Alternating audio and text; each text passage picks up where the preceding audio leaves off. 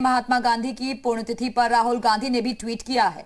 एक हिंदुत्ववादी ने गांधी जी को गोली मारी थी, ये राहुल गांधी की तरफ से कहा गया है। सब हिंदुत्ववादियों को लगता है कि गांधी जी नहीं रहे, जहां सत्य है वहां आज भी बापू जिंदा है। ये राहुल गांधी के द्वारा ट्वीट के माध्यम से कहा गया है। बता दें आपको कि आज 74वीं पुण्यतिथि है महात्मा गांधी की।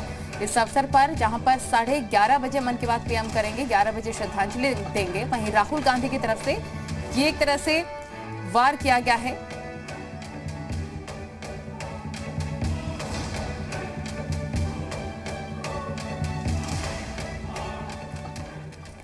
तो मयूर हमारे रिपोर्टर तमाम जानकारी के साथ हमारे साथ जुड़िए होने का रुख कर लेते हैं। मयूर, आज 74वीं पुण्यतिथि है महात्मा गांधी की और इस अवसर पर राहुल गांधी श्रद्धांजलि देने के बजाय इस तरह के ट्वीट कर रहे हैं, क्या मायना है ट्वीट के?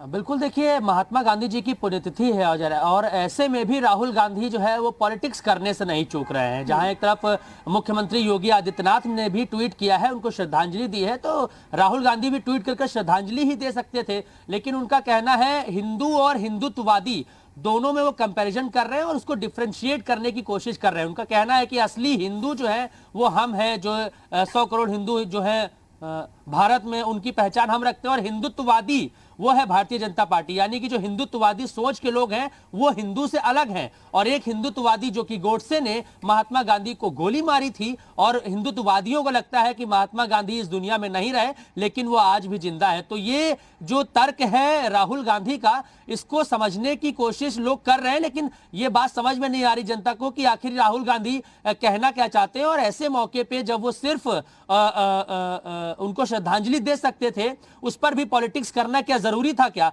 तो ट्विटर वॉर जो लगातार एक तरफ हम योगी आदित्यनाथ और अखिलेश यादव के बीच देख रहे हैं, तो उसमें अब राहुल गांधी भी कूद चुके हैं। हालांकि मुख्यमंत्री योगी आदित्यनाथ का भी उनकी पुण्यतिथि पर लेकर जो ट्वीट आया है, उसमें उन्होंने लिखा है कि महात्मा गांधी की जो रामराज की कल्पना थी, उसको भारतीय जनता पार्टी पूरी कर रही है। और तो क्या मयूर, इस ट्वीट के माध्यम से राहुल गांधी और कांग्रेस माइलेज लेने की कोशिश कर रही है? क्योंकि हम देख रहे हैं यूपी चुनावों में धर्म का बहुत ज्यादा जिक्र होता है, जाति का बहुत ज्यादा जिक्र होता है, और ये ट्वीट चुनावों के दरमियान।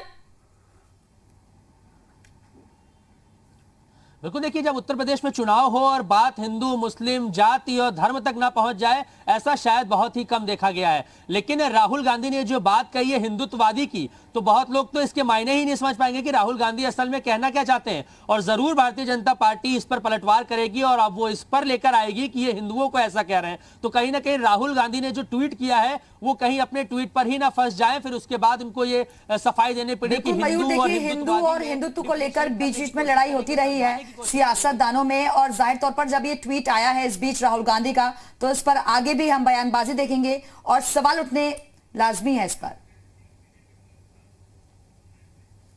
तो एसएन सिंह बीजेपी प्रवक्ता हमारे साथ फोन लाइन पर जुड़ गए हैं। एसएन सिंह जी, आज पुण्यतिथि है महात्मा गांधी की, हर कोई श्रद्धांजलि दे रहा है, बीजेपी के द्वारा भी दी गई, सीएम योगी ने भी दिया, लेकिन राहुल गांधी का इस तरह का ट्वीट, क्या कहेंगे आप? आपका रिएक्शन क्या है?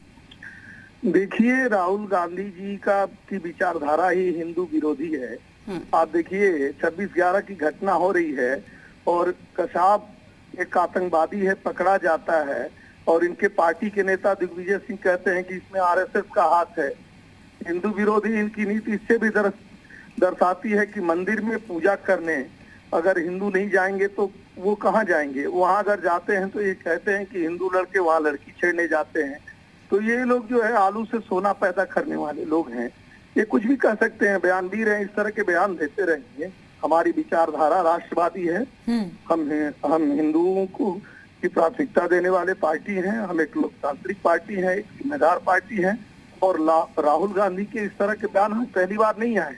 उनको कोई काम तो है नहीं और कोई चीज कर नहीं सकते हैं। अपने पार्टी में भी जनाधार नहीं है। उन्हीं के पार्टी के नेता बार बार ये कहते हैं कि हमारी पार्टी कैसे चल रही है कुछ पता ही नहीं है, कौन चला रहा है कुछ पता ही नहीं है। तो जो आदमी अपनी पार्टी अपने संगठन को नहीं चला सकता है, वो देश के बारे में इसी तरह से जिम्मेदाराना ध्यान देगा। चलिए, बहुत बहुत शुक्रिया आपका एसएन सिंह जी हमारे साथ जुड़ने के लिए।